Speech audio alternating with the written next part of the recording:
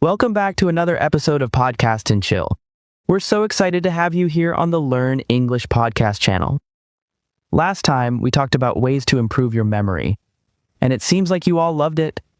Yes, and we received so many comments from you about how helpful it was. Memory is just one piece of the puzzle when it comes to training your brain. That's true. Keeping your brain sharp is as important as keeping your body fit. So, that brings us to today's topic, how to train your brain. We'll discuss some simple but effective ways to boost your brain power and keep your mind active. Plus, we'll share some fun techniques and tips to make brain training enjoyable. Don't forget, there's a free PDF with key takeaways from today's episode, so make sure to download it. All right, let's dive in and get started.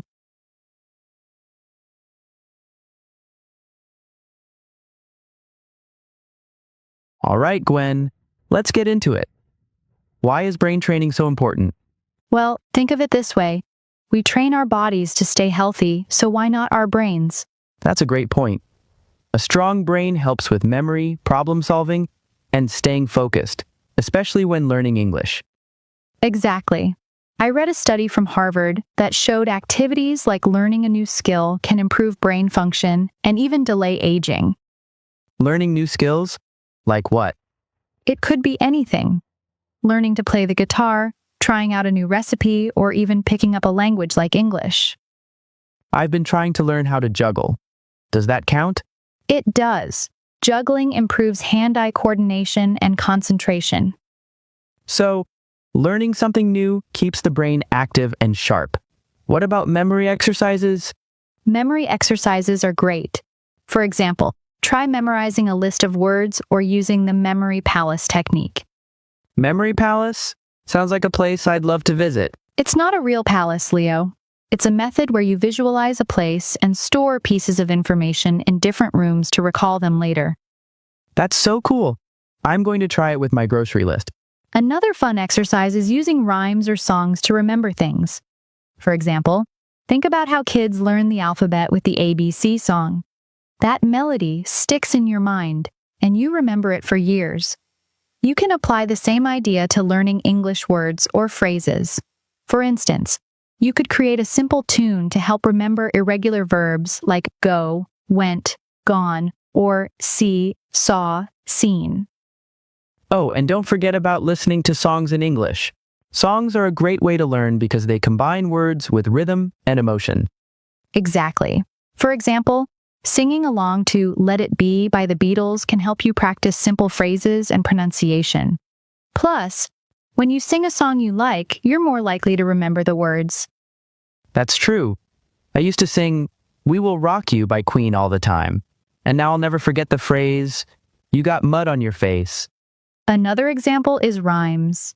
You can use rhyming phrases to memorize tricky things, like prepositions. For instance, on the table, not in the air, under the chair, but not over there. That's brilliant. It's like turning studying into a game.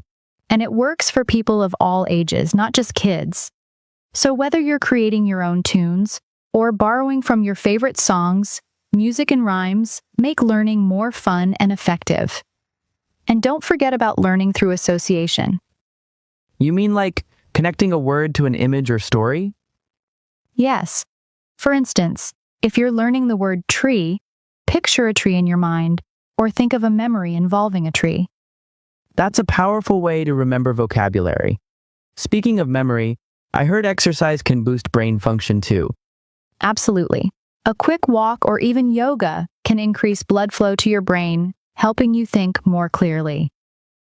Did you know that research from Harvard Medical School shows that physical activity boosts the production of chemicals in the brain that improve memory? Yes, simple activities like yoga or a brisk walk can increase blood flow to the brain. This improves your focus and helps you think more clearly.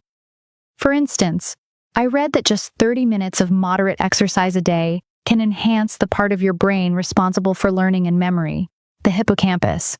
That's amazing. I guess exercise isn't just about looking fit. It's about feeling sharp too.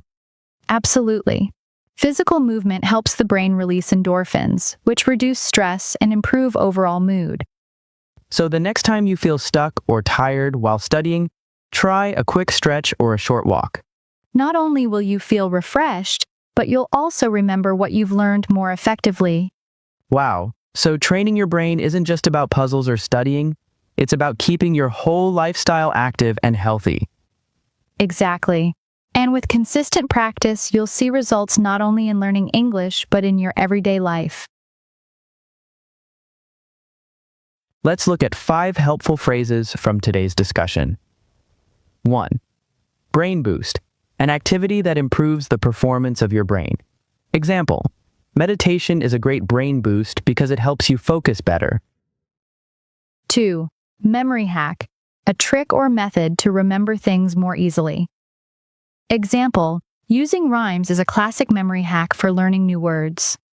3. Keep your mind sharp, to stay mentally alert and focused. Example, playing chess is a fun way to keep your mind sharp. 4. Neuroplasticity, the brain's ability to adapt and change by learning new things. Example, learning a new instrument can enhance neuroplasticity and make your brain more adaptable. 5. Daily challenge, a small task you do each day to improve your skills or brain power. Example, a daily challenge like solving a crossword puzzle can keep your brain active. Let's discuss some of these ideas together. Why do you think physical exercise is often called a brain boost, Gwen?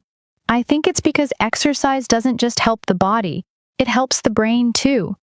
Exactly. When we move, the blood flow to our brain increases, which helps us think more clearly.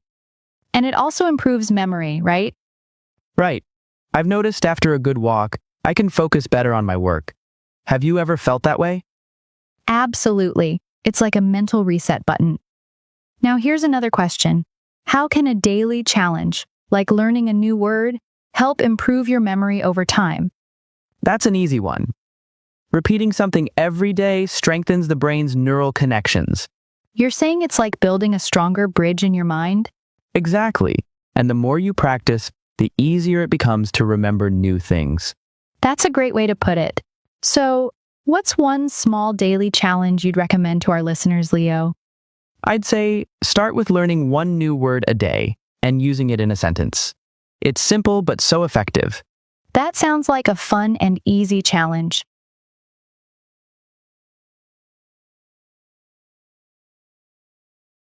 All right, Gwen, let's talk about what happens when we use our phones for too long, especially before bed.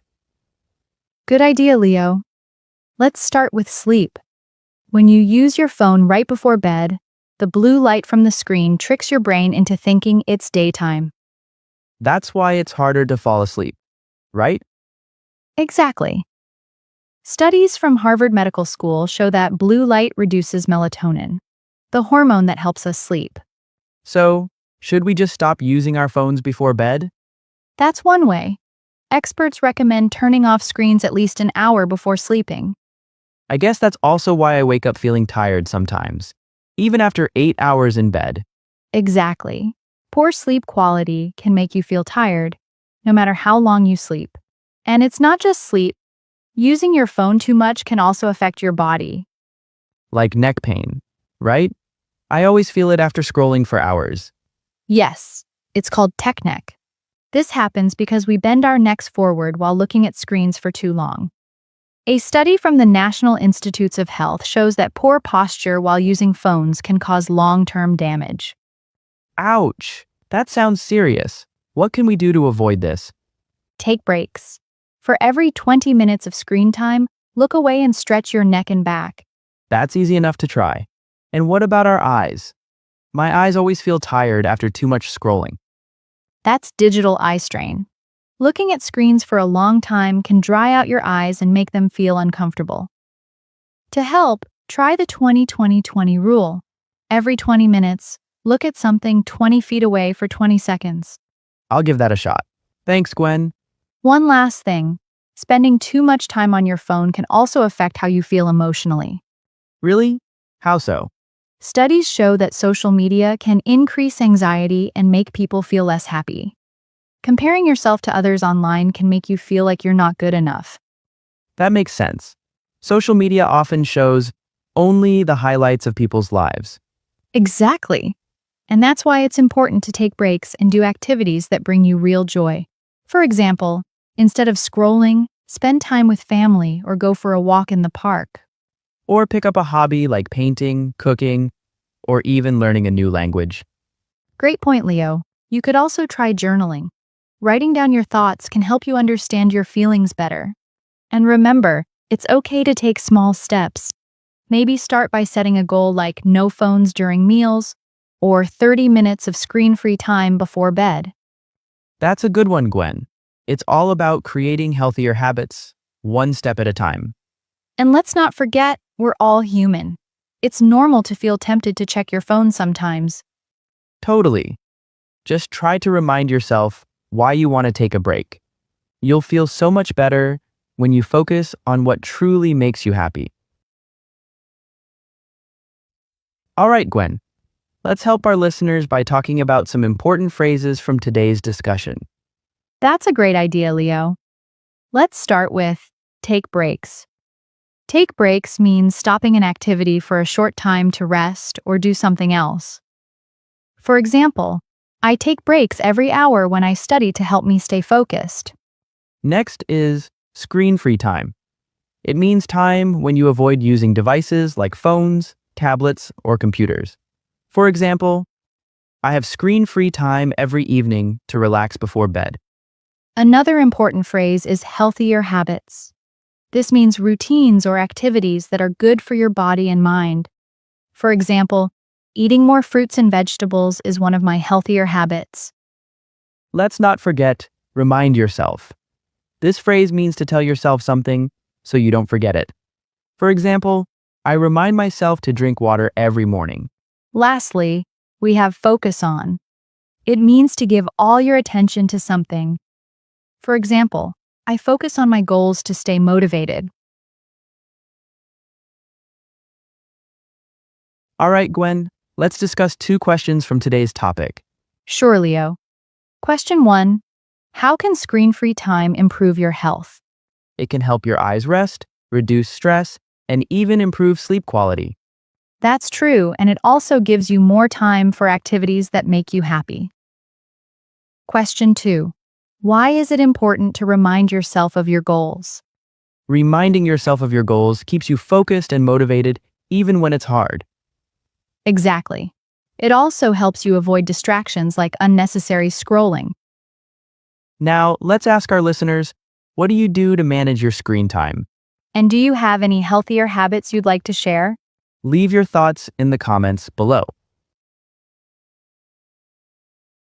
All right, everyone. That's it for today's episode. We've covered a lot about how scrolling on your screen can affect your health, productivity, and relationships. And we've also shared tips on how to manage your screen time and create healthier habits. Remember, it's not about completely avoiding your devices, but using them in a way that works for you. And don't forget, we've got a free PDF with today's key points and tips. Make sure to download it and click Make a Copy so you can edit it yourself. We hope this episode helped you reflect on your habits and inspired you to make some positive changes. And we'd love to hear from you.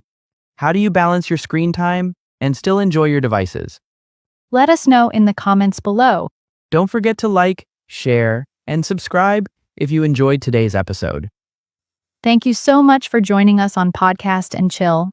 We'll see you in the next episode with another exciting topic to help you learn and grow. Until then, take care and stay awesome.